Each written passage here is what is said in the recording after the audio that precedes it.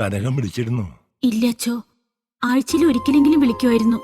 കുറച്ചു ദിവസം മുമ്പ് വിളിച്ച് തമിഴ്നാട്ടിൽ പോവാൻ എന്തോ പറഞ്ഞിരുന്നു. പിന്നെ വിളിച്ചിട്ടേ ഇല്ല. അങ്ങോട്ട് വിളിക്കുമ്പോ തമിഴിൽ എന്തോ പറയുന്നുണ്ട്.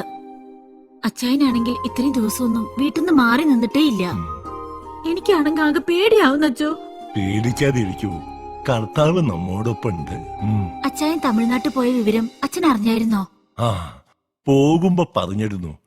അവന്റെ ഫ്രണ്ടിന്റെ കയ്യിന്ന് കുറച്ച് കാശ് കടം വാങ്ങാനാ പോയത്. ചെന്നപ്പോ ആള് സ്ഥലത്തില്ലാത്രേ. അയാള് വരാൻ വേണ്ടി കാത്തിരിക്കയാവും.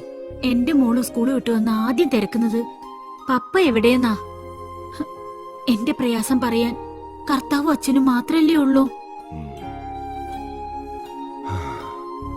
നീ വാ. അച്ഛൻ കാര്യമായിട്ടൊന്ന് ഉപദേശിച്ചെങ്കിൽ അച്ചായനെ അനുസരിച്ചേനെ. അത് ശരിയാവില്ല ഗ്രേസി.